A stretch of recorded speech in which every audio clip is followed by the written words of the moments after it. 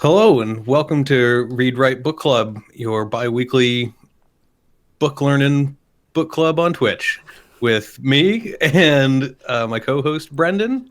Hello. So this is going to be our, I guess, third month doing this, which means the third book. Yep. And sorry, yeah. So this month we're reading The Black Company by Glen Cook. Voila. Yes. The Black And Company. it is a fantasy novel. We can kind of have a conversation on what exact kind of fantasy novel it is. That's a good question. Oh, and of course, for this book, we don't have a guest. Yep. We are trying But something a little different. yeah, but we will again for the next one, probably. We should. So, how do we feel about this book so far? I think my general feeling is it's picking up, but I don't love it. I tend to agree. I felt like the first part of chapter 1 was really solid, and then it kind of just went super far downhill. Yeah, like it just gets really well. So okay, so it's written kind of like from the perspective of one of the soldiers of the title of the book, the Black Company, and they're mercenaries. Yeah. What Sort of. do you mean, sort of? Well, are they They're totally really? mercenaries. I guess. Like they literally kill their old boss because another guy comes and says he can pay them more. I mean, yeah, but like they don't really like hire their services out all the time. They work for one person until their contract sort of ends, kind of thing. Yeah, like a mercenary. Yeah, I guess. I just like to me a mercenary is someone uh who jumps around a lot more, whereas like they work for their bosses for like years upon years. Yeah. Well, anyway, so yeah, they're not like working for one particular government or noble or whoever. True. Um, so that kind of creates some an interesting aspect, I guess, in as much as the way they interact with the rest of the world is a little different. Mm-hmm. Um, but like, okay, so I guess we should start maybe with like a really quick synopsis, I guess, of the first half. Sure. So basically, Croker, who's sort of the main perspective character, Yeah. who's the chronicler of the Black Companies, he writes, or the that's not, he's Yeah. the analyst. Yeah. Yeah. Is it Annalur or Annalus? Maybe the analer. Um, it's the anals. That's not my fault. It's pronounced like that. Mm-hmm. So yeah, so he's the company historian basically, Yeah. and sorry, I'm hearing fire alarms go off. Uh, Not in my place. You're good.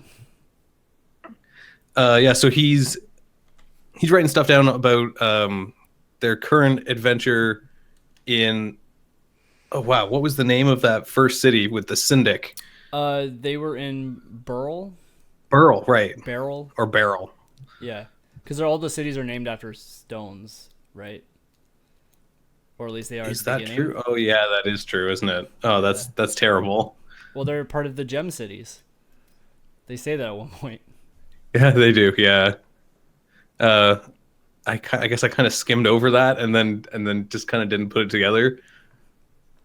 But yeah, so okay, so they started in Barrel, and they're working for a tie into our last book, the Syndic, Yep. who doesn't operate like a Syndic from the Dispossessed. But he's basically it's a kind of medieval-ish city, or not medieval-ish. I mean, like Middle Eastern feeling kind of city.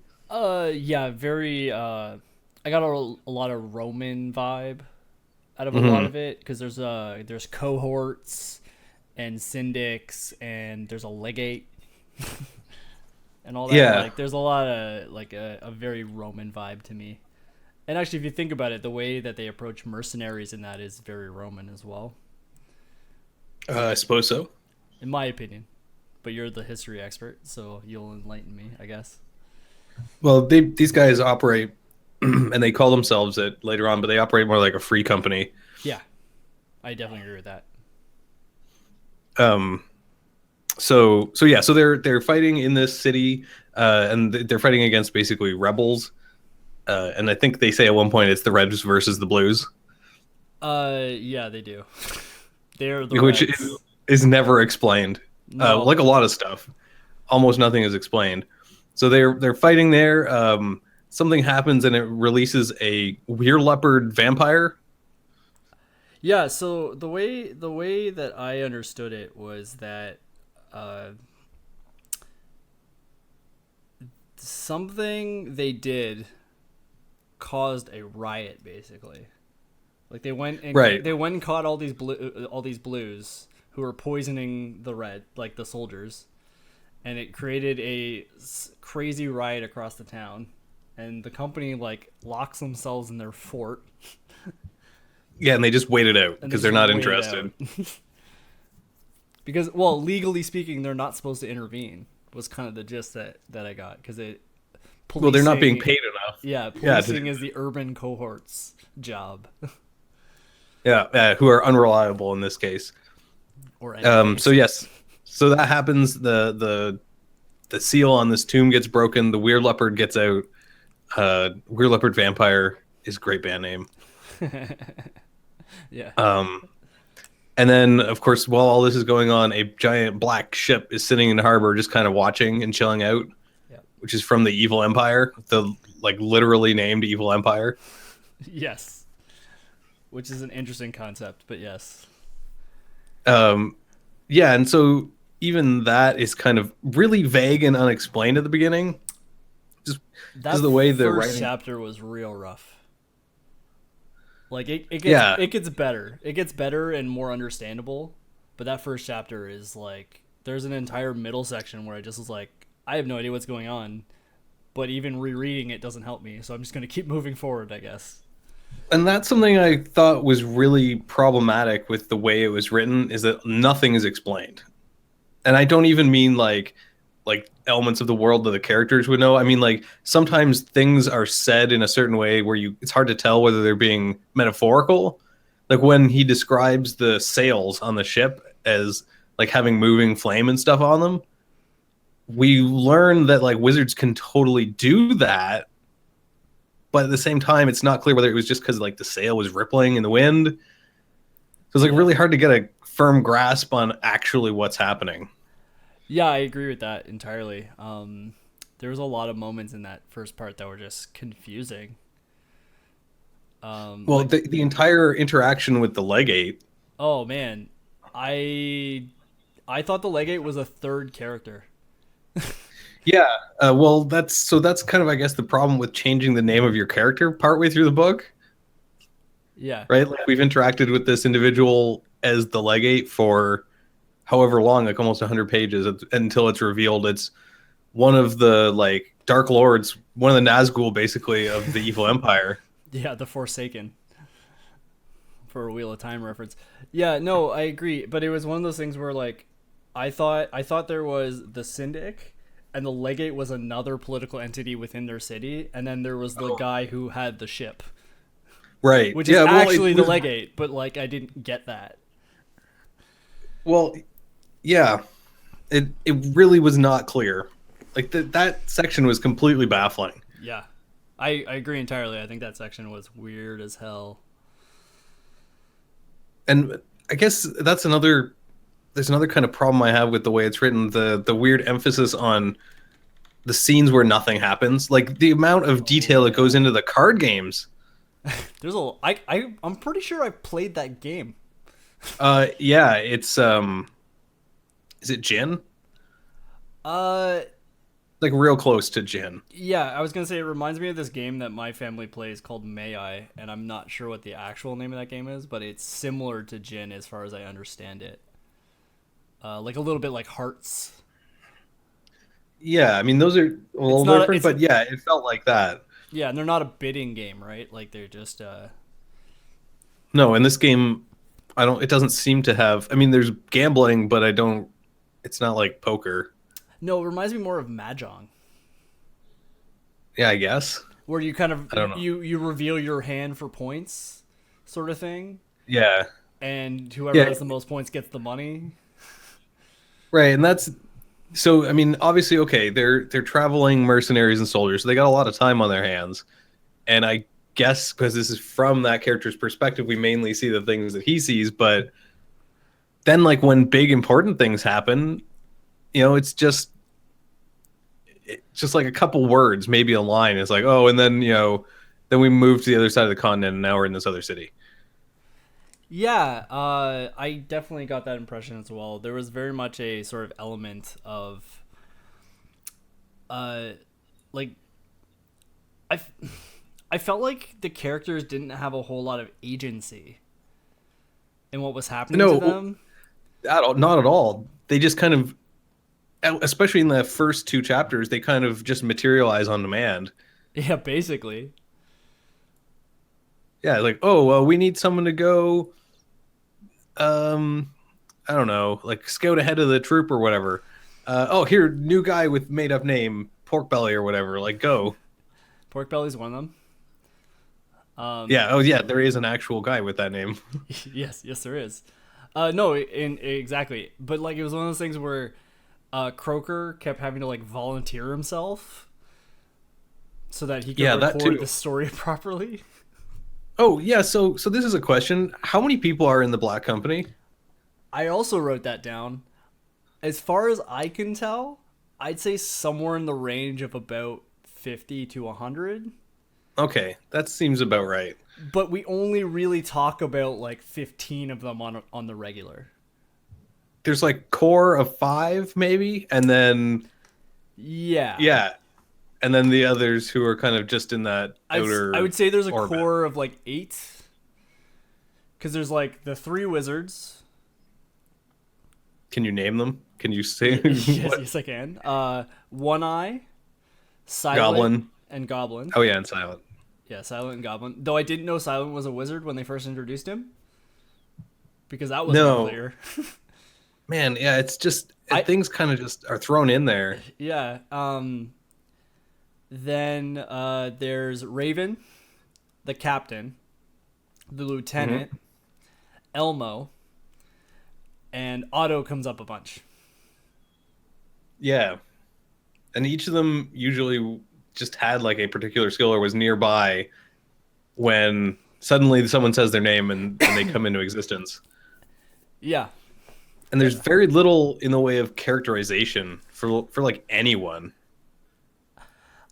Croker included. Yes. Maybe the wizards. The wizards are more than most, but I think that's just because they're weird and eccentric. I actually think that's really purposeful, and it's one of those things that like Croker talks about not knowing people's backstories, so he only understands them like very superficially. So the reader only understands them very superficially, even himself, because he refuses to talk about his own past. Yeah, that makes sense. Right? Like it's one of those weird things where the only moment of him having a weird past we have is that scene in chapter 2 where he tries to save the kid or tries to save Well, kids in general. isn't that Raven who does that? Well, Raven saves the darling, the one kid who's still alive, but like Oh, right, yeah. When Croker's going through the bodies. yeah, like Croker breaks cover to go see if he can save some of these kids who are lying on the ground dead. Yeah, yeah. So yeah, there's a little bit more to him, and we kind of learn of. I guess I've read a little bit past where you have, so we kind of learn a little bit more, but not a lot. Yeah. Though that being said, this is one of many books, and I think the Yeah. series does expand on a lot of those issues. But So yeah, so I mean, like, yeah, I have a hard time figuring out how big the Black Company is, and there's kind of conflicting information about them too, because when they take in Raven, they say they hadn't taken a or conscripted anyone, enlisted anyone in like years. Like 2 years or something. Yeah, which, given all the fighting they've just done, means that what they'd never take any casualties. Is that the implication? Well, let's be Is that honest. what we Let's see? be honest. In the 3 chapters we've read, other than the first riots, they haven't actually lost anybody. Well, they haven't lost any of the characters that we talk about. Well, But what true. about the other like 80 guys? Well, there are more than one patrol where they have come back and said our score is 23, their score is 0. That's true. Yeah, there is an element of scorekeeping a lot of the time. Yeah. Hmm. But Okay, this so scorekeeping makes sense for mercenaries though, because it's one of those things that if you can prove your worth, you can get paid. oh, absolutely. I mean, it's just that was that and a couple of other things seem kind of anachronistic a little bit, just in the way they speak about it. Yeah. Yeah. But I don't know. It's just one of my many minor gripes about the way it's written Yeah, it's weird, right? because it goes from being almost like regular fantasy sometimes to back to when people start talking to each other. It's really super cash style. Yeah, I get that very much impression. It's kind of like because they're soldiers, there's been a lot of effort putting into making them seem like extremely normal. Yeah, but they're like a little too normal feeling. Yeah. Yeah, I agree with that. I don't know. So then what about the geography of this world? Um so I personally feel like they kind of came from like Egypt and have gone to Europe. That was kind of my impression too, because they describe going from the trade cities in the south to the big empires of the north, Yeah. or the main empire of the north. The other thing is that none of them had seen snow before, Yeah, I forgot about that. except for Raven, who lived in the north. So like they came from a climate that had no snow. So like anywhere in sort of the God, the Mediterranean, right? hmm Okay, so yeah, so there's that, but like it's hard to tell what the scale of things is as well, and it's because we kind of just get plonked into the middle of scenes, uh, and like things just kind of are already happening by the time the reader gets there. Yeah, I agree with that. Uh, there's a lot of like plans that we are never made a party of, and we just kind of have to see played out. And part of that's because Croker's not Yeah, included either. But it's this weird thing, right? yeah, because even though he's kind of nominally part of the command structure, it feels like of the Black Company, he is not an officer, so he doesn't have any real decision making power. Yeah, he's only like because of his position as the medic, like he has authority, but that's it. Yeah. Well, and he's like a very long-term veteran, Yeah, is that too. my understanding. Well, aren't they all if they haven't taken recruits in like 2 years? That's true. Yeah, they've all been at it for a long time. It feels like decades, probably for a lot of them. Well, I was gonna say I'm pretty sure they mentioned that the captain's been a soldier for like 20 some odd years or something, or like Yeah. 15. Like he's been a soldier a long, long time. And oh yeah, and they say in chapter 3 that One Eye is over 100 years old. Yeah, but he's a wizard, so And so that's another thing that's really unclear is how do wizards work? that's a question I wrote down as well. How does the magic work? To be honest, the impression I get is they can basically do whatever they want. If they can imagine it, they can do it. It kind of feels that way, yeah, but it's so vaguely described. It's like, oh, he mumbled a thing and then wizard battle. Or like hand gestures. There's Yeah. like random hand gestures at some points, and then other parts are like runic carvings. I don't think they've actually done magic the same way twice. They've done a couple of like the little illusion things, like when shadows start running around making drawing pictures on the wall and stuff. They've done that a similar way before, just like little finger gestures and words. Yeah. Yeah, yeah. But it's not, or it doesn't feel codified or like there's a lot of behind the scenes thought that's been gone into that. Yeah, and they're like good at different things, but we don't can't really tell what things there are to be good at. Yeah, there's no explanation of where the limits of magic kind of begin and end. Yeah. Not at all. Not the same way as like is Name of the Wind, where everything's very explicitly laid out. Like this is how the system works, and then you have to put in a certain amount of energy and all that kind of stuff. Yeah, for Like sure. there's a more accounting element to it. Yeah, definitely. It's it's really interesting because there's a lot of elements of like uh there's a lot of elements of magic that are just seem like common street misdirection, like party tricks that the wizards do to throw people off and stuff. And Oh, absolutely. Yeah, the number of times that like, oh, a pile of snakes just jumped out of this guy's mouth and then vanished. yeah, but I'm just saying like even things like one eye like does act like hypnosis, for example. Is that magical hypnosis or is he just really Oh, good at hypnosis? yeah, yeah. There's right? definitely Like there's a some con stuff man that's element. yeah, and they kind of even are like that all the time because even when they're playing cards, they say, I think it's One Eye who cheats constantly. Yeah, he definitely cheats. Except when Raven's playing. Yeah, and so yeah, like Raven's another character that I feel is really weird because Yeah. there's like a lot of attention paid to him, and he's kind of a badass, but Does he we have have no idea powers? who he is. Yeah, he's got some sort of magic. He seems to have extrasensory perception of some kind. Yeah, like he can sense ki or something. Yeah, because he tracks that guy through the snow that one time. Yeah, and Uh, there's like a few instances where he knows people are like in the next room or have shown up before other people do. yeah, I mean, it might be that he just rolls really high on his like check for tracks roll or whatever. Yeah. I don't know. It's so weird.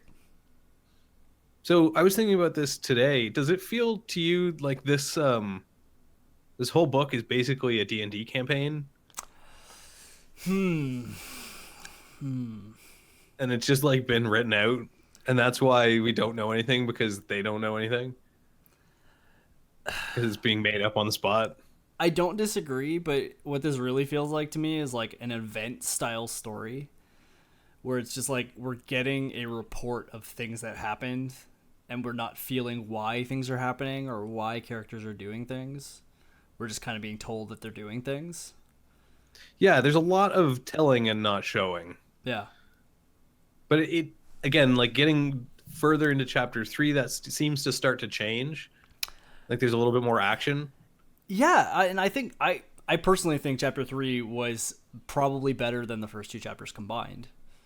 Yeah, like at least in terms of comprehensibility. It was much easier to follow. It had more concise action. It had a plot that we kind of can follow, or not even that can follow. Like there's a reasonable plot that makes sense to us. We don't always know why people are doing certain things, but we know the overall reasoning why they're going to this city to do this one thing and whatever else. Like there's a whole plan involved. Yeah, and going into chapter 4 it gets even more explicitly clear because they break off a chunk of the anyway, but so like it focuses in a little bit more. Yeah. Um Excuse me.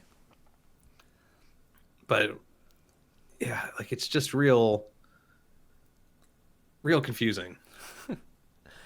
Yeah, I agree. So here's And, another thing because in chapter 3 that's where they throw the limper, they throw him into the basement yeah. and like crush him. Yeah. So okay, so this guy, the limper, is one of the main villains, Are they sort or one of villains? well, they're not villains to us because we're work or the Black Company are working for them. but they are like the scions of the evil empire.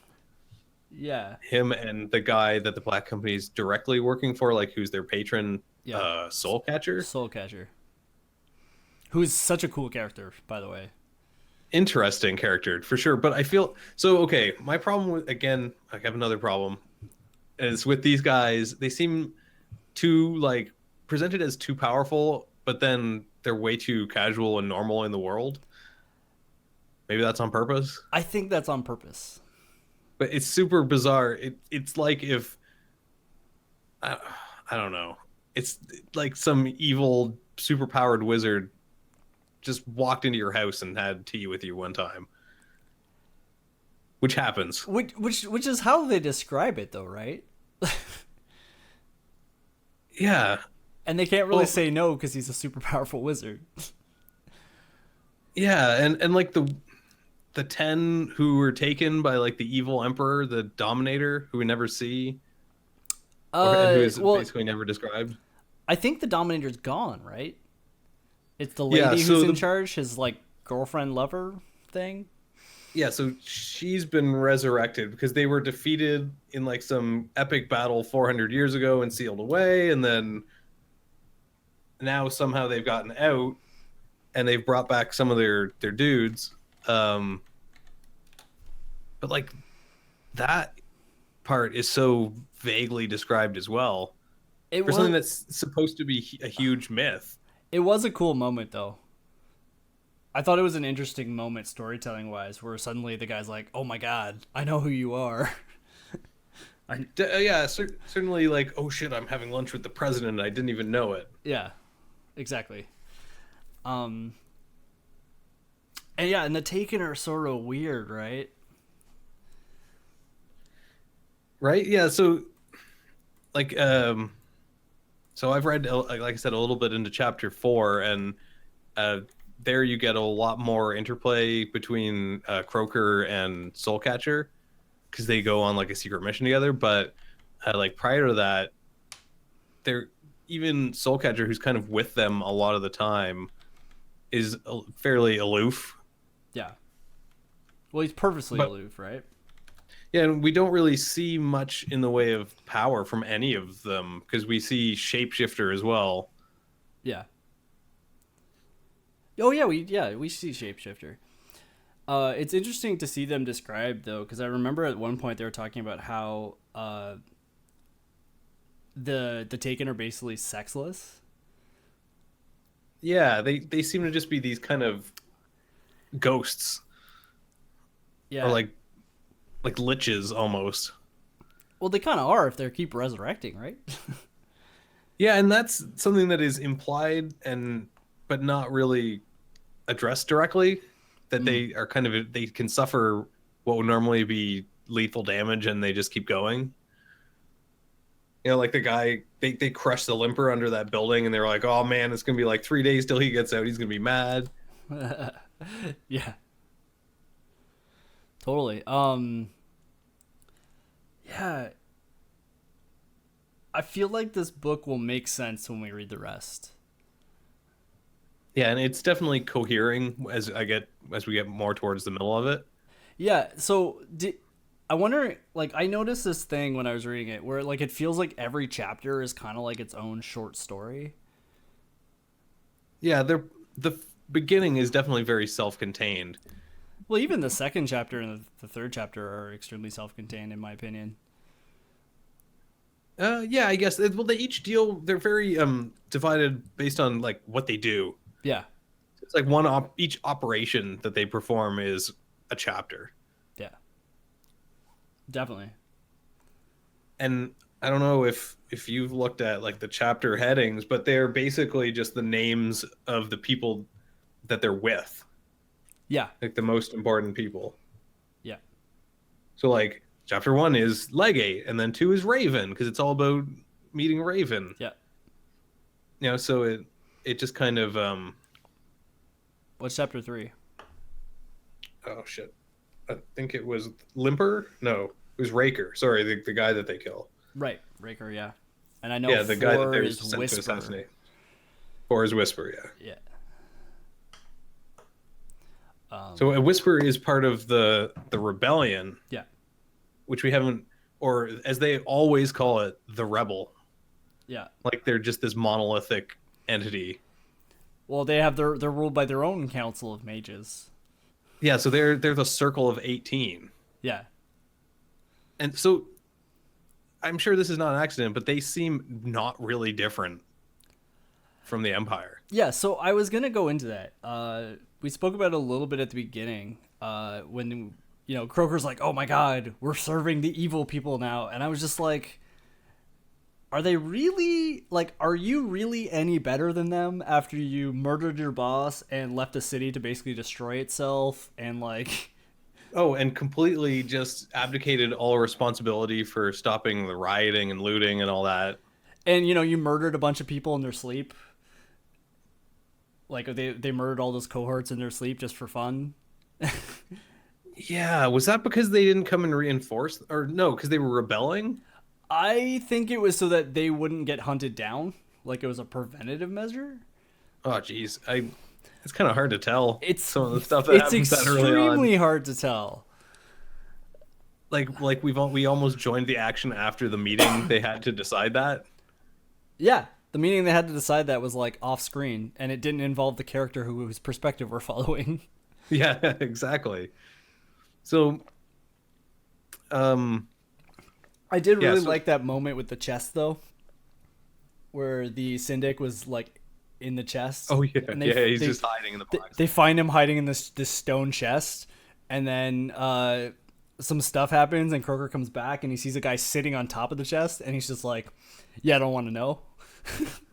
Yeah, just he walks into the room, looks, sees it, spins on his heel, and walks out. And he's like, and then they leave, and he looks back at the chest, and he's like, "Will I check it?" And he's like, Nah, I don't want to know. I don't want to know. Yeah, just I guess we don't work for the Syndic anymore. Well, then the captain's like, "Yeah, so we're out of our contract. Yeah, Just move on." just casually killing their bosses. Well, the funny part is, it's Croker's fault, right? He was the one who suggested they assassinate him. Yeah. Oh, it was totally all him. Not all him, but it was, he started it. Because he couldn't morally just say that we're going to end this contract. They had to have legitimate because honor. They don't break contracts. But the contract ends either on whatever terms or the death of the person who contracted them. Yeah. So if he dies, we're good. yeah, technically they did not break the contract. So they have a 100% track record. And I mean, they must be really good at their jobs. Yeah, they definitely are portrayed as like way, way above your typical soldier. Yeah. Like a 10-to-1 kind of ratio. Well, I mean, they killed all those rebels 23-0 after raiding a farmhouse, right? And it was like a patrol of like 10 or something. Yeah, well, and even later they describe them fighting like enemy forces of like a couple thousand, 2,000 or 3,000, and kicking their ass. Yeah. But we're not entirely sure of their numbers, so like... Yeah, so we don't know their numbers, and we do know that there's an indeterminate number of other like military elements attached to them that they're in charge of, like auxiliaries. Yeah, is there?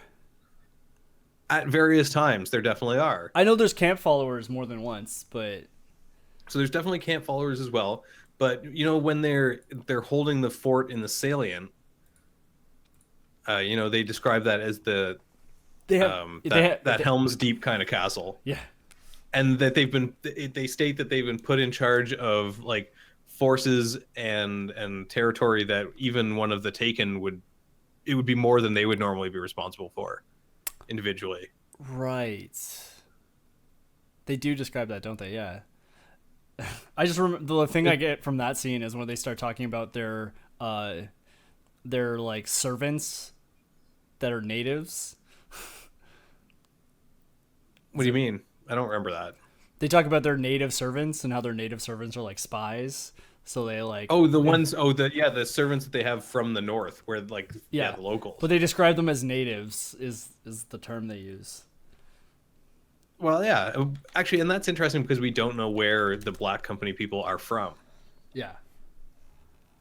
But they're definitely not from the north because they most of them do not speak or certainly don't read the Northern script. Yeah, especially not One Eye. Yeah, he's really mad about Northern text for reasons that are Well, not that guy's just explained. kind of mad for a lot of a lot of things. Yeah, yeah, definitely. Um, So if we compared this to like a modern military unit, what does a captain command? so okay, so I don't know about it in a modern military setting, but in this kind of setting, in that like Dark Ages kind of early Renaissance territory, um, a captain would just be the person who recruited the regiment or the company or whatever they want to call it, Okay. because there were varying names, and it would be anything from like 100 to 1,000 guys, usually a couple hundred. And a captain. So the way it worked, usually, and especially during like the Italian wars, um, was essentially a guy, usually someone who had been in the military, maybe like a second or third son of some noble, would go to the head of state of a warring nation and say, okay, if you give me like 50,000 florins, I can go and hire up whatever 1,000 men to fight for you. And so he would be the captain of that company or that whatever you want to call it. Yeah. Um, and so it was a kind of a flexible rank. Yeah, It more or less just represented the guy who's in charge. for sure. When I look up the like Wikipedia entry on a company, uh, it's very much a like it's 80 to 250 units sort of thing, and it's commanded by either a major or a captain. Okay, yeah. So that's in like modern terms. That's like an average. I don't know how modern that is, but that's like an average, which would make sense with the numbers that we were kind of talking about, right? Yeah, I think so. Yeah, that ends up inside the like couple hundred maybe worth of guys. Yeah. Hmm. Um. So yeah. So I was saying like I feel like the two like empires seem awfully similar, and I feel like that's on purpose. I agree. I Like think it kind of doesn't matter what side you're fighting for. yeah, I find it like and that's why I found it really interesting when they referred to it as a like an evil empire when I was like this is just very gray. Yeah, they don't. Well, there are a couple things that we've seen that are like pretty evil. The loot and pillage and rape. But that's like, as the Black Company guys say, like that's pretty typical of any soldiers during this kind of this warfare environment. Yeah, for sure. Yeah, so there's a lot of like moral ambiguity, I feel like. Yeah, and I think that's intentional.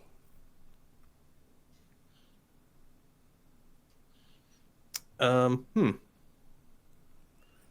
And so I don't know. What did you have next? Like I feel like there's just not that much yet because we haven't got into the real plot meat. Yeah. So the one thing I did kind of want to talk about a little bit is the well, two things really. One is the idea of calling them family.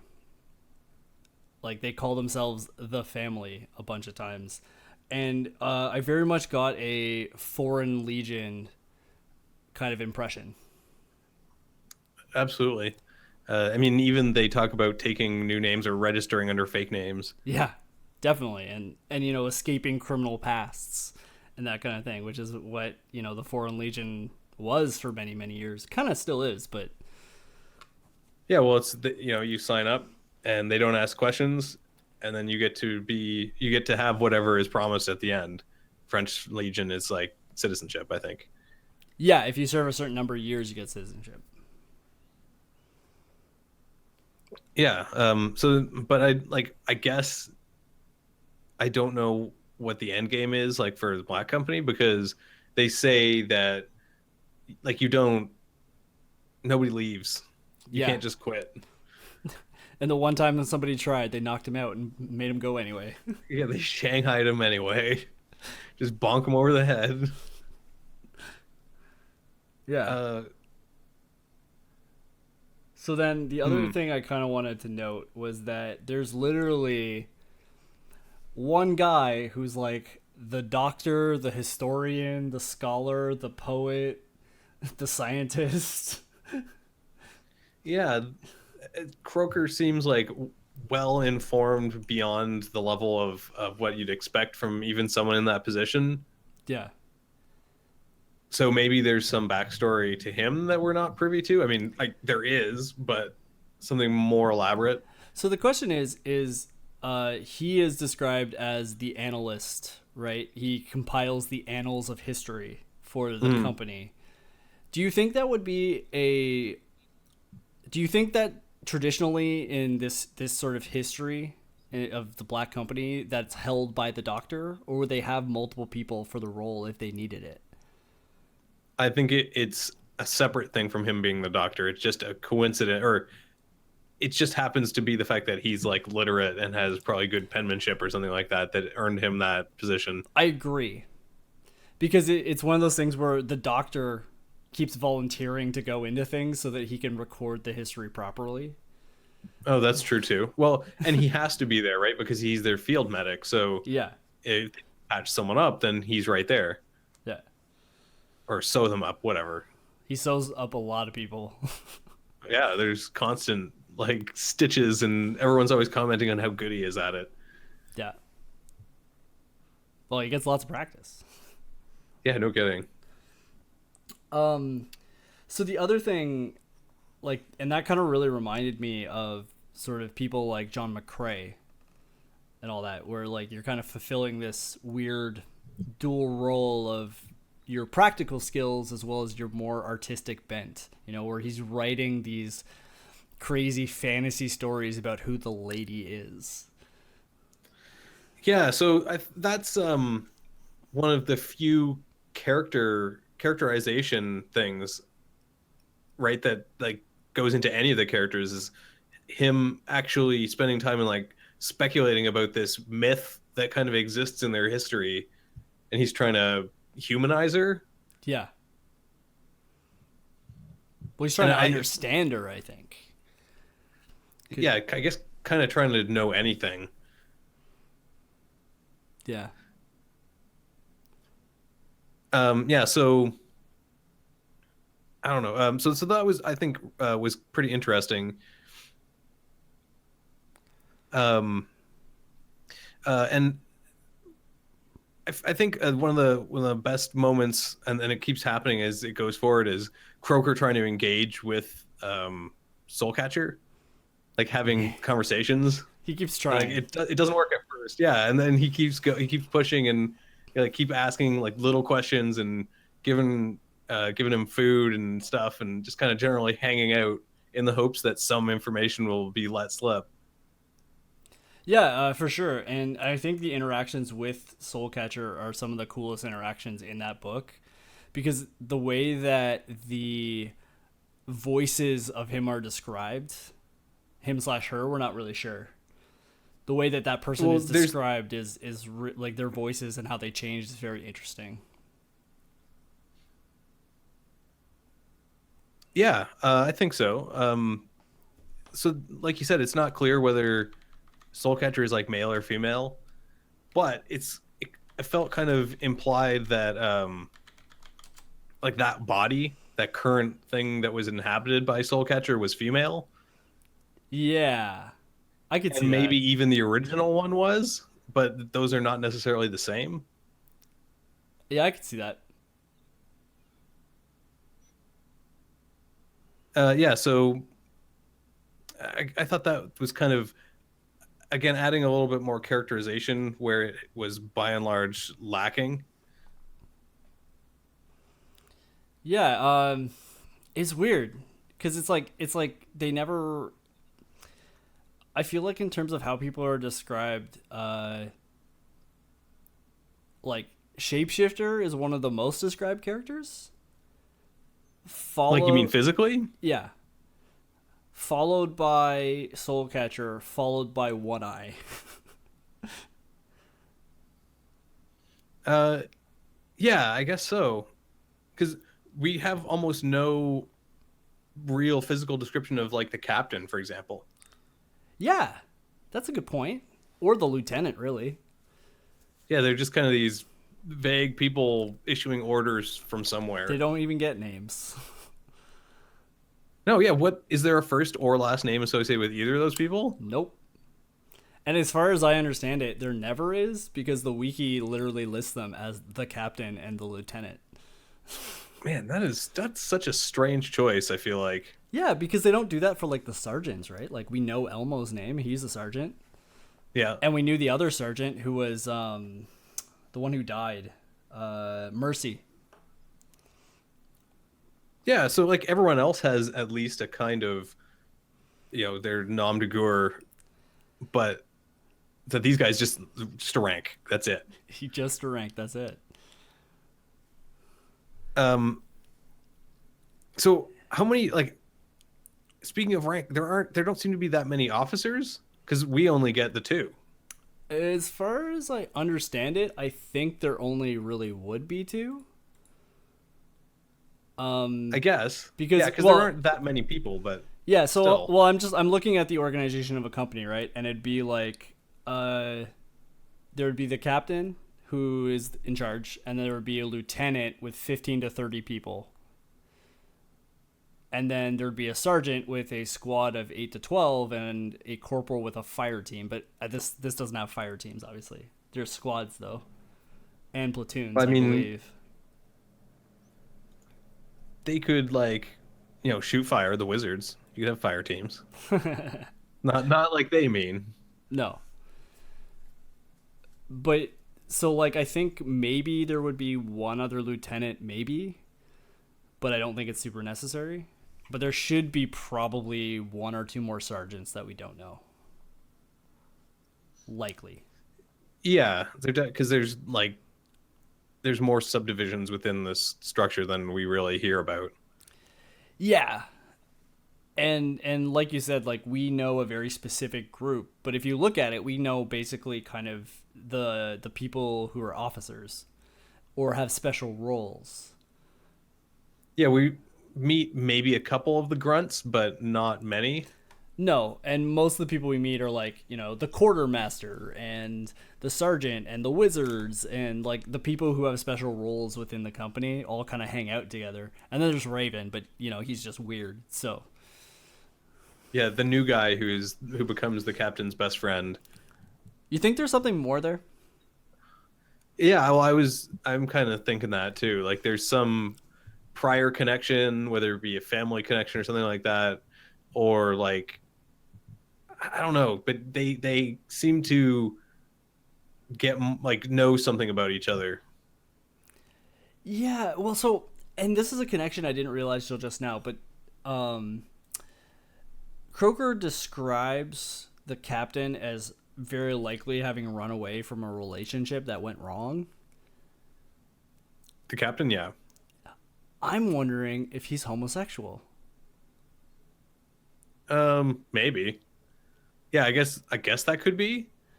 It would explain a lot more about why Croker is so confused over how the relationship could have ended in such a way that he would have to run away from it. Yeah, I just don't think Raven is homosexual.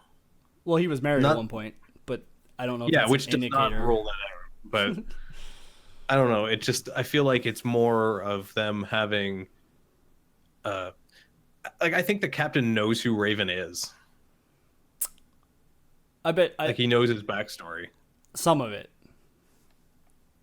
I don't Yeah, know if but he like knows all way of it. much more than what anyone else, much more than the nothing that everyone else knows. Right, but they like exchange letters when they're apart. Do they? They do. I don't remember them saying that. In chapter 3, Uh, in chapter 3, Raven described like when they kill Raker. He says the captain said in his letter that he just wants to get us this over with so we can come back. Yeah, wasn't that orders? I don't think it was. I think it was a personal letter from the captain to the Raven. I mean, maybe. That's not quite how I interpreted that because it felt like it was just their weekly status update letter. But Croker didn't know about it. Right, because Croker's not in the chain of command. But neither's No, Raven. then again, neither is Raven. Yeah. Maybe. It's so hard to tell anything because there's no description put into anything that's not card games. Those card games are well described. Yeah, man, like the actual description of every card that's in every character's hand. Yeah, totally. And like descriptions of bluffing and how they were bluffed and all that stuff. Yeah. The focus of this book seems really in the wrong places. So here's the thing. And this is what I wrote down on my notes here. Soldiers are very much regimented. They're creatures of habit. Yeah. And the things that are described in great detail are their habits. Yeah, I guess their everyday activities are way more emphasized than the big events. Yeah. Where, like things like them gambling is well described or them drinking is well described because that's a thing that they do regularly. So it's something that's part of their daily regimen sort of thing. Yeah, I don't know. It feels like some of the battles, like there could be maybe some detail there because I think every single one is basically skimmed over. Well, it's all crushing. Happened. It's all crushing victories. So like we don't really need it. No, well, and that's another thing. They feel a little Mary Sue-ish because they just always happen to be in the right place at the right time, and they always have some Deus Ex Machina that kind of comes in and saves them. Yeah. Like, and they're just way better than everyone else, such that they never suffer any casualties. They're crushing people 10-1. But they get just enough injuries that that Croker has to do work. Yeah, there's just all the scrapes and bruises and stuff that he has to deal with, and stitches. Yeah. Though he did have to restitch Raven pretty bad that one time. Well, yeah, when he got shanked. Which happens with alarming frequency to that guy. Yeah, people don't like him. He gets shanked a lot. But then again, he also does like a proportionate amount of shanking. I was going to say, like, within 5 minutes of meeting him, he's killed 3 people, including strangling one with his bare hands. Yeah, strangling that woman and then taking her ring. I mean, she had to be his wife, right? Right, she's definitely his wife. And he had to have been a noble. Yeah, so they reveal a little bit of that in chapter 4. Okay. But yeah, that was definitely there's more. That's part of his backstory, part of his mysterious past. Well, I'm not his surprised dark by past. that because from the fact that people who met him in this crazy closed off private garden knew who he was, I assume that he must have traveled in those circles because it would have seemed really ridiculous otherwise. Yeah, and that was at the court of the Soul Catcher? No, isn't that whose castle was that? I don't think it was anyone's castle. I think it was just like a fancy private bar. Wasn't that so? That was after they went to the Northern Empire. Yeah, it's the start of chapter 2. After they get after they get rounded up being drunk in that tavern, where the innkeeper tries to make them pay twice, and they get pissed. Oh yeah, right. Yeah. Okay, so settle up your tab. What we paid for every drink separately. Nah. And then they turn the place inside out. Yeah, basically. Um, I'm just pulling it up here. Where are we? Close. We're close. Yeah, most of my chapter 2 notes consist of what is happening, who is this character, is the rebel one guy or more than one guy? Yeah, that makes sense. Because of the way they talk about the rebel like capitalized as a singular, I thought maybe it was another one of the 10 for a Yeah. while. And then it looks like it's not. Well, we don't know because we don't know who all the 10 are. Exactly. It says, here was a posh garden establishment socially miles above our last port of call. Here, even the whores had titles. I think it's just an Okay. outdoor bar All right. for I like guess nobles. It's like where they hang out. it could be. But either way, yeah, it was a public or like a public event. So because there was lots of people there. There was like a party. Yeah. Um Man, I don't know how much there is to talk about here. The only thing I wanted to talk a little bit about was their name schemes. Okay. Because they're totally doing that funny like military thing where like either their name is like super accurate or really ironic. Oh, like even I think in the couple first pages they talk about a guy named Curly who's totally bald. Yeah. Yeah, and so I wanted to discuss a few of the people that whose names aren't really discussed cuz like we know why One Eye is called One Eye. We know why Silent is called Silent. Yeah. We know why Goblin's called Goblin Wait, why is Goblin called Goblin? cuz he's got a high-pitched squeaky Isn't it- voice. Yeah, okay. Yeah, He and isn't he just- like really short too? I think so. He's just like kind of like a high pitched, silly goblin guy. Okay. Yeah, so what about like Croaker? That was my question. Is what about Croaker?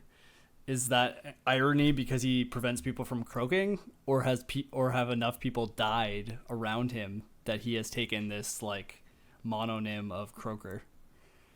Well, do you think that's what it's from? Is just from like in reference to death? You don't think it could be some other thing? I don't know what else it could be unless A frog croaks. yeah, it could be something to do with frogs maybe. Somehow. Uh, so part of the reason, I don't know how. well, I was thinking about like something around the lines of the mafia punishing somebody who sings, like a rat. What? I don't know. It was just a weird image in my head. But the other reason that I think it has a lot to do with death, because I think that stuff about him wanting to protect the children is related to that name. Yeah, it might be. Yeah. So okay, so the Croaker we don't really know. The Croaker. Yeah. How about the Raven? Isn't it because he dresses in all black? Well, I think And it's also good. he's set. Well, I That's think the name that he gives. that's the name that he gives. I think it's because he's dark and brooding. Oh, definitely. Yeah, he's the crow. He's the crow. The medieval fantasy crow. Yeah. So the other part that I really got a vibe for, I don't know if you know anything about what I'm going to talk about right now, but there was this really cool Civil War song by, oh my god, why can't I remember? It's called The Sparrow, if I'm not mistaken. This is the American Civil War. Yeah, it's about the American Civil War.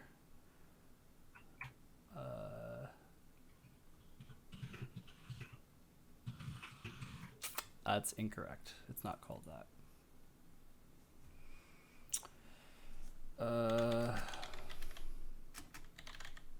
Well, so what was your It's called The Falcon. What was That's your it's point? called. Pretty sure. I think. Anyway, my point is that it's by these two folk artists in the '60s, who wrote this song about this like Civil War legend, and their entire album is kind of this weird, like, reference to Civil War mythology in a way, at least in my opinion, from what I've read about it. And I'll link you the song after when I find it. But there's a lot of images with the way that the company is constructed that remind me of that song, of the mythology that they're kind of telling in this song. I guess I'd have to see the song to get the reference. And you can't Google the Falcon Civil War anymore because of Marvel Civil War. That's totally fair. It's Like, don't by even bother. it's by this husband and wife couple who are very famous in the 60s.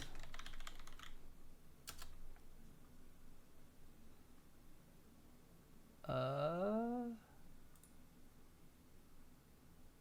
no, not this guy.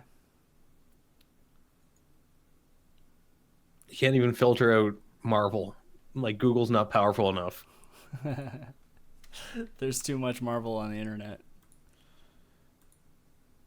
Like I've actually had to go to the second page of search results, which means I clearly have not searched correctly. Yeah.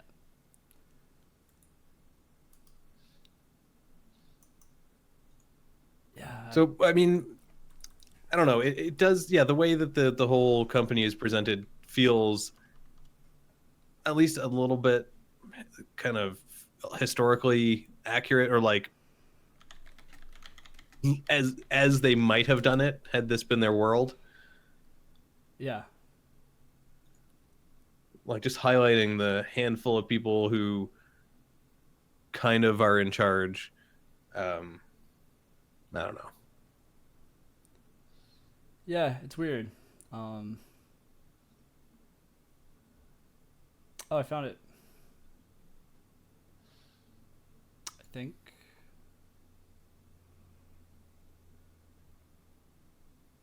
Hmm. It's called The Cuckoo. That's not even close to the things that you said. I know that album's weird though. It was recorded by Joan Baez. Is that how you pronounce that? By her and her You husband. have to post the link. Oh, okay, we'll do. Post it in chat. Oh, actually, that would have been smarter. I'll post it in chat.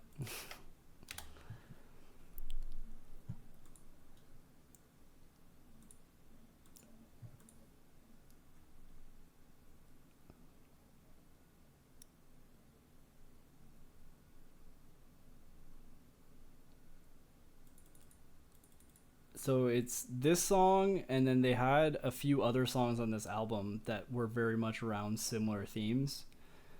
Um, and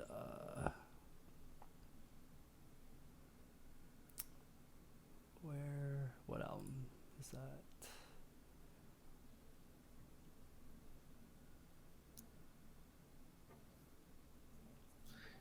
So,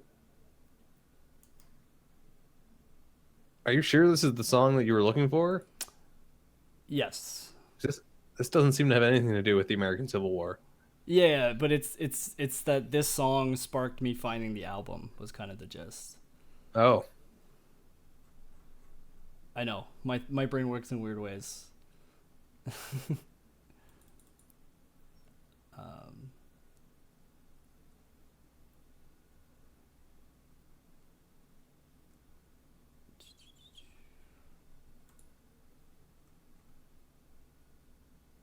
cause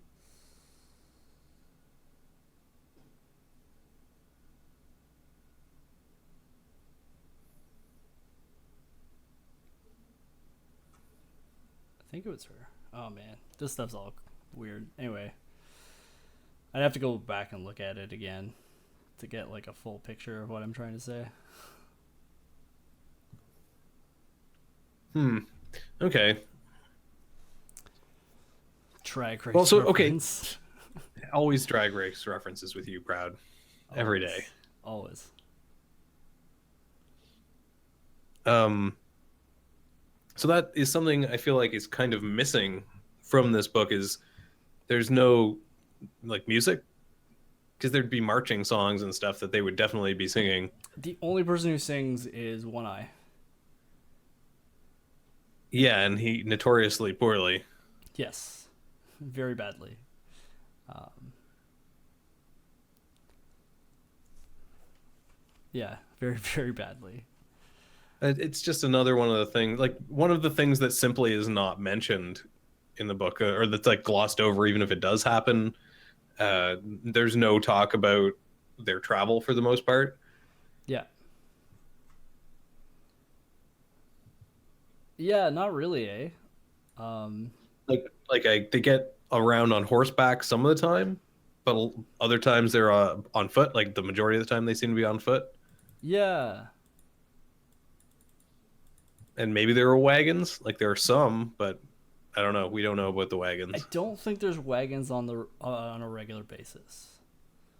Yeah, I think it's just kind of whatever they can get their hands on. Yeah, At least that's definitely. what it feels like. Whatever It's they can basically steal from the farms nearby. yeah, and only when they need them, right? Well, I mean, sometimes when they don't need them. Well, yeah, they're been known to loot and plunder.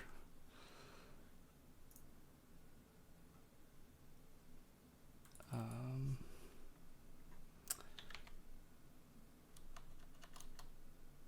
so I found what I was actually looking for.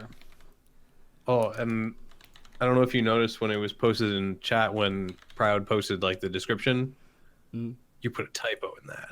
whoops. We have converse. Are we having a converse right now? Yes. Good. Just wanted to check if it was like a converse or a high top or, something like that. Yeah. Well,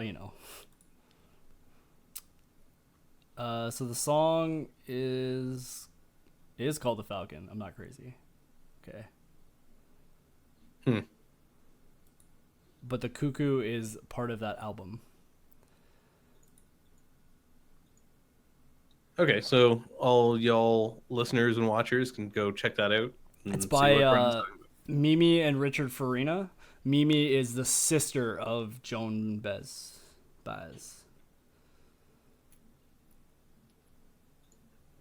Okay. Yeah. The album's called Celebrations for a Gray Day. Yeah, so everyone should go and check that out. So did you want to make any predictions about the rest of the book? Um, well, I know that we're gonna meet a few more characters, and I know that we are going to.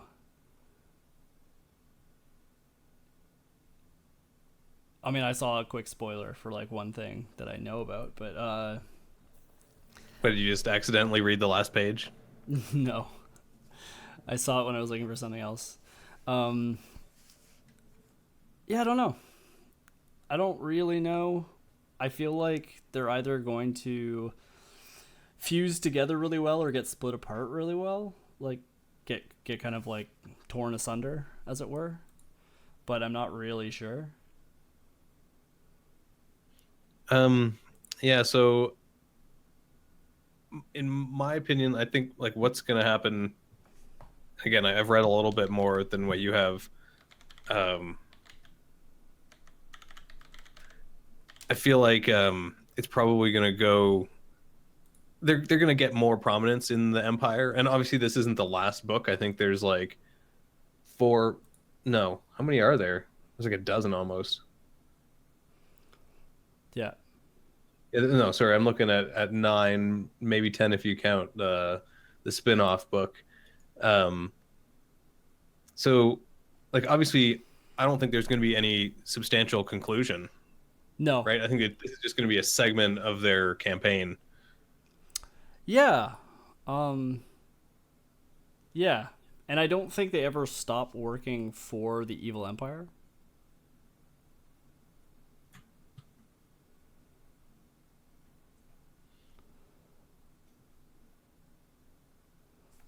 No, Not at all. chat is salty tonight.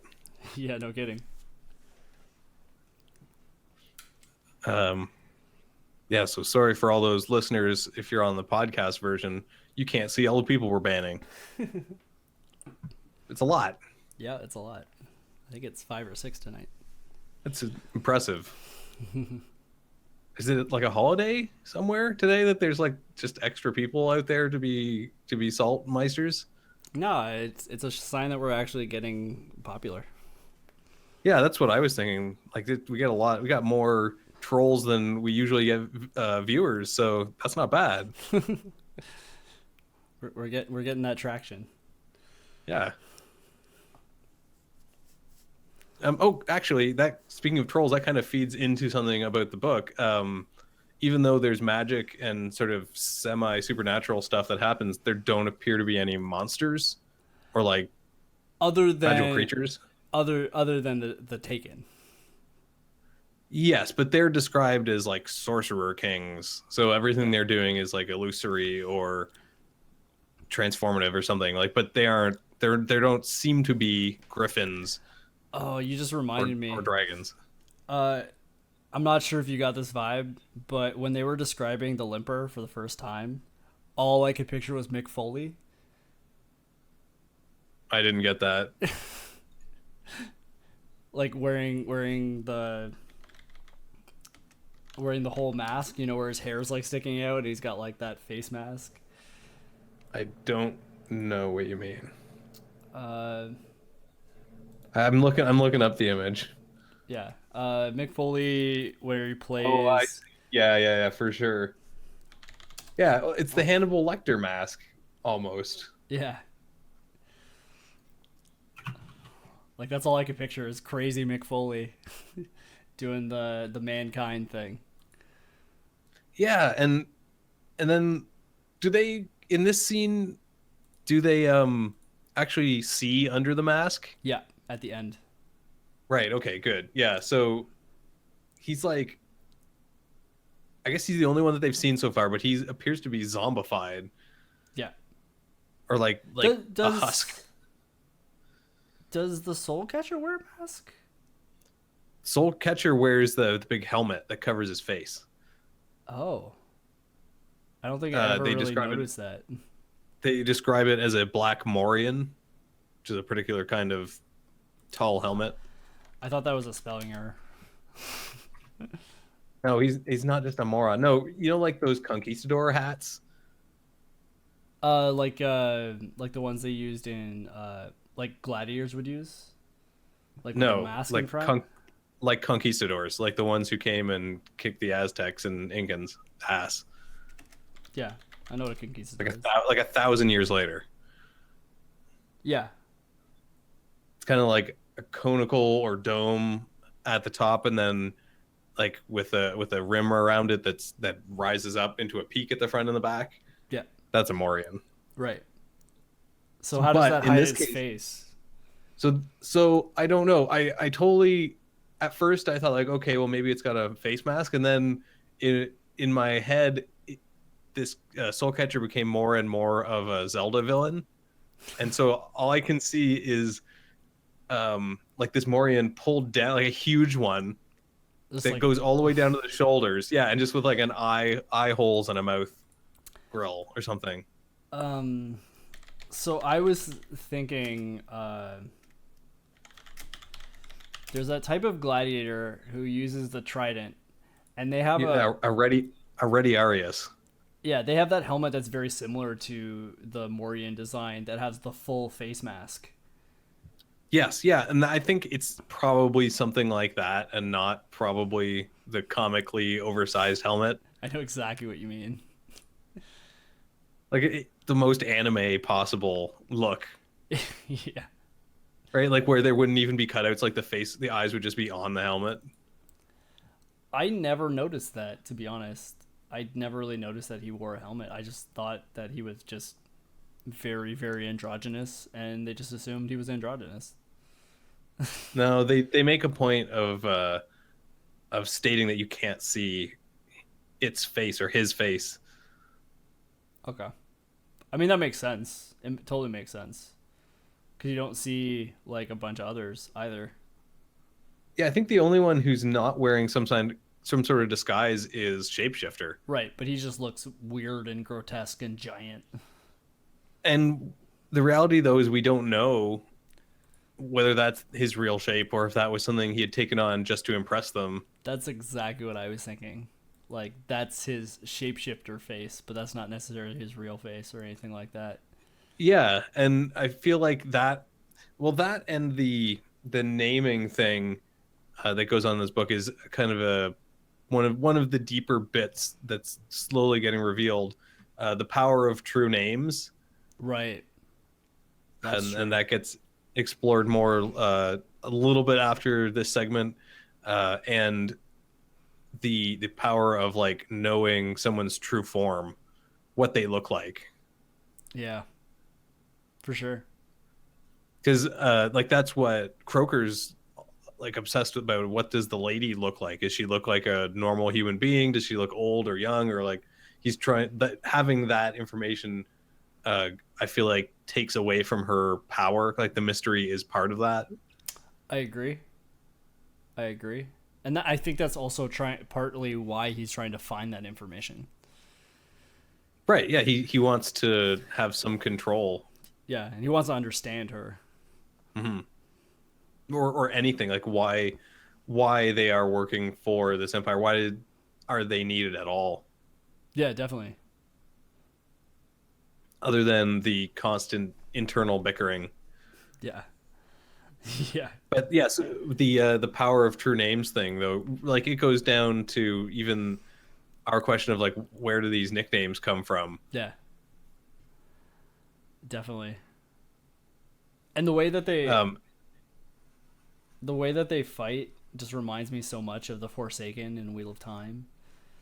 But that's a very similar constructed story as well, right? You have these like sorcerer wizards who have been reborn years upon years later when they've escaped their prison, where they serve this evil dark lord that they can't, no one really sees, and they squabble amongst themselves for favor.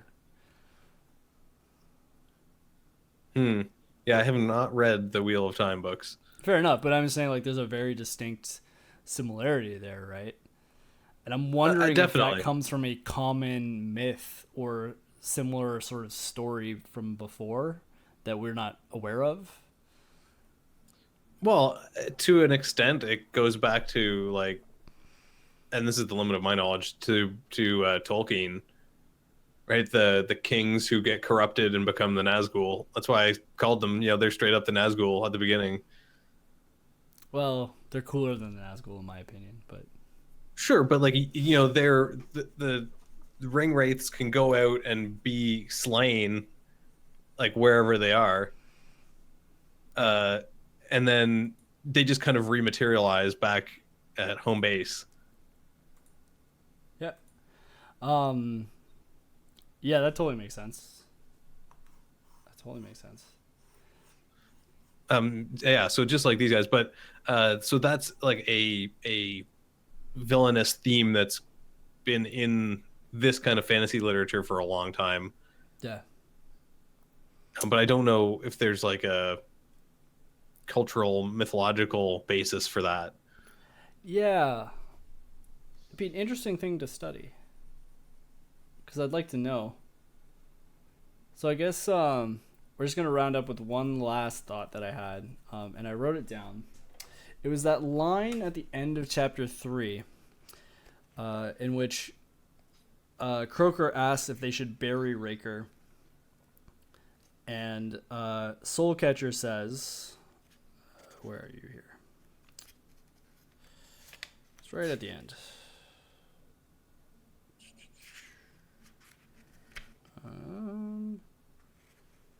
Here we go, here we go.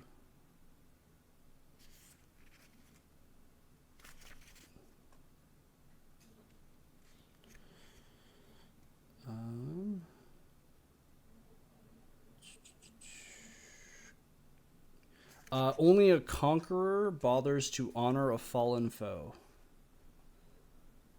Yeah, I found that line a little confusing. just because it seemed kind of the opposite of what was going on. Yeah, kind of. But I think But it's kind of one of those things that the Soul Catcher's kind of telling Croker not to bother because they're not conquerors. well, okay, so that's definitely possible. But the other possible interpretation is that somehow Soulcatcher sees them as conquerors, like Yeah. in their action. Like, why else would he make that comparison? Yeah, I don't know. And we know, so I guess this will go forward, and this will be like a thinking point. But we know that there's some political crisis or thing going on behind the scenes between the Taken, and that the Yeah. Black Company have been introduced. It seems like as a new kind of trump card to shake things up inside that power dynamic. But like, how important are they? Like, are they going to be used essentially as a replacement for some or all of the Taken? Like, is it going to be a more direct control by the lady?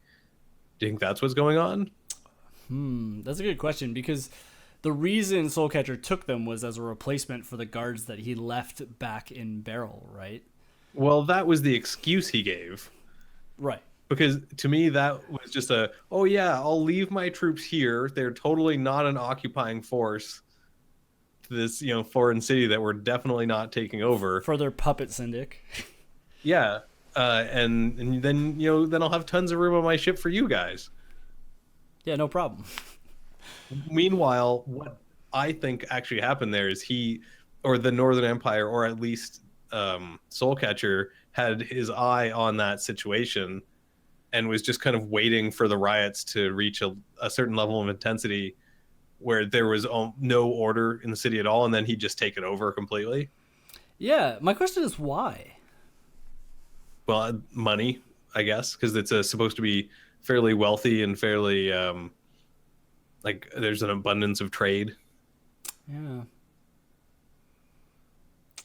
I don't know, because it felt kind of Middle Eastern, like a Cairo or Alexandria kind of city.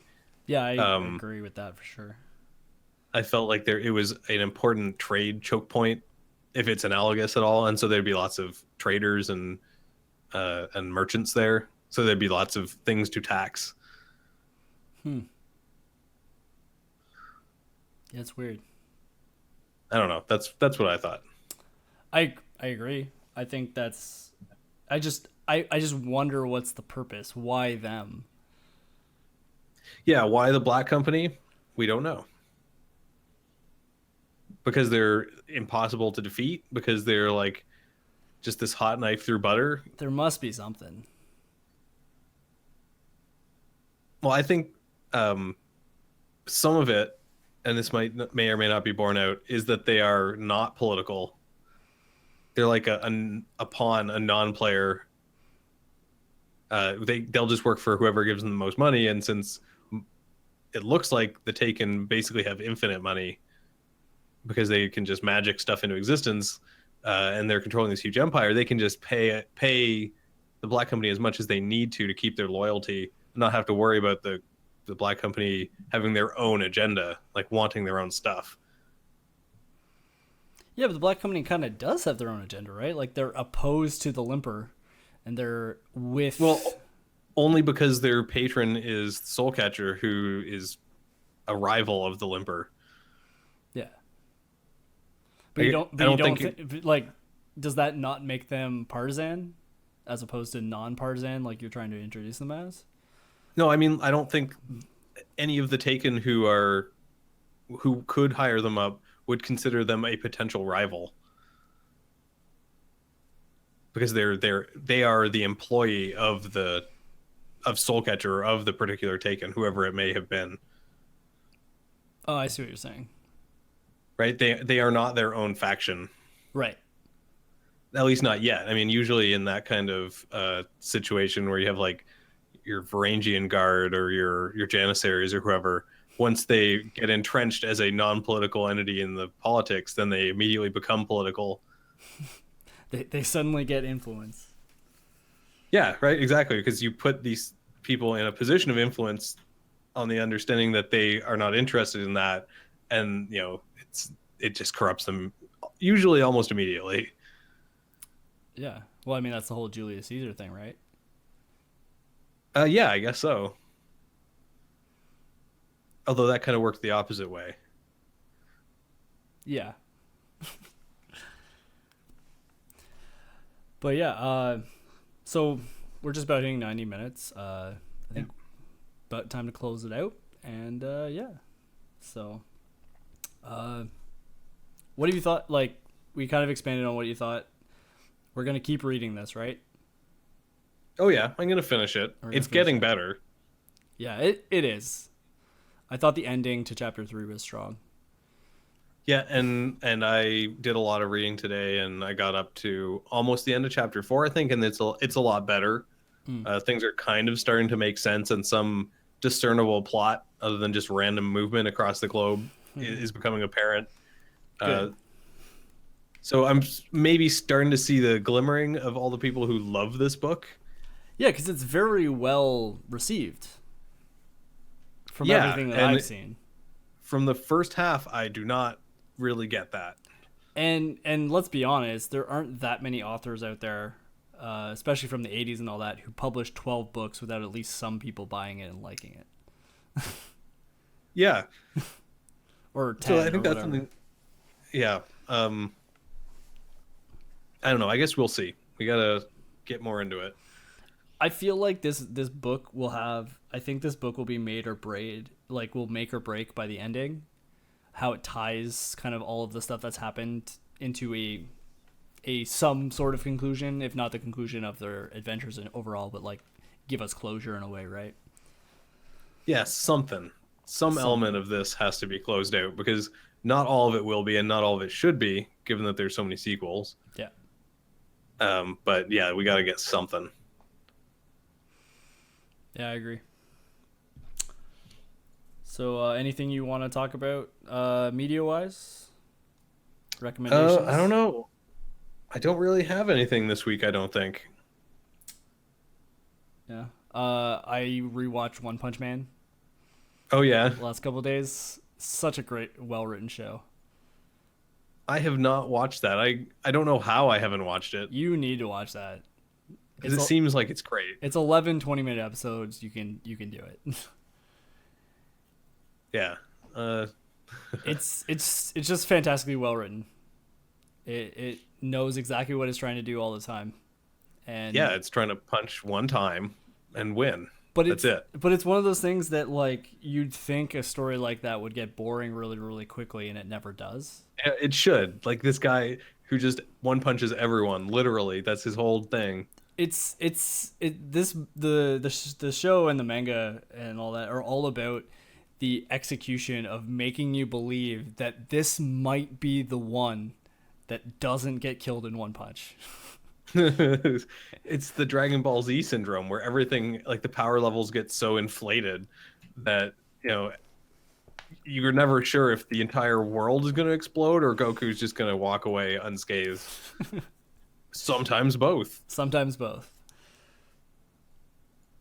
But yeah, it's a really interesting perspective on being a superhero and what it means to be a superhero and kind of what do you do when you can basically just one punch anybody out of existence. Like Yeah, who? it's brilliantly What rivals executed. can you have? Many apparently. Which is interesting. I I think guess everyone wants to be the One Punch Man, you just right? gotta watch it. You just gotta watch it, Sam. Yeah, I guess so. Um, yeah, so I don't really have, like I said, I don't particularly have any recommendation. I've been pretty intense on this book, and I talked about most of my other stuff, I think, on the Input Output podcast. Yeah. So I will have a bunch more stuff, hopefully, for the next time. Even though we're both pretty busy, you don't have a lot of time to just be reading like 20 other books and watching movies and all that stuff. But Yeah. So yeah, shout so outs. shout outs to ourselves. Let's do it. Yeah. So I am go ahead. Go ahead. I am Sam, the host of Read Write Book Club. You can find me on Twitter at mcpepperpockets or on my blog www.burialatSea.com. That's the letter C, not the ocean. Yeah, and my name is Brendan. This is my channel you're on right now. I usually stream Sundays at 12 p.m. Eastern. You can check me out on Twitter at FreakLabMishaps and on the web at www.accidentalorigin.com or just accidentalorigin.com, depending on how you're feeling. They both go to the same place. You need those W's. Yeah, but I have it set up so you can do both, and it doesn't matter. Oh, good. Yeah. So that's going to be it for us today, guys. We will be back in 2 weeks on May 22nd of reading the last half of the book. So tune in then if you want to hear the thrilling conclusion to this bad boy. Other than that, I will see you all next weekend for my regular stream. Are you doing a bonus stream this week? No. Or is that not happening yet? No, that'll be next week. Oh, okay. Yeah. Well, disregard that, everyone. Ignore everything I just said. If you go to the events page on the channel, you'll be able to see all of the streams I've booked for the next month. Oh boy. Let's all click that now. But yeah, so that's going to be it for us, guys. Thanks very much. We really appreciate it. See you all next time. Thank you. And thank you even to the trolls. You tried to troll us, you didn't win. You just inflated our viewership, so more people saw us. It's fine. Excellent. Yeah. Maybe we'll be on that front page one day. Maybe one day. All right. Bye, everyone.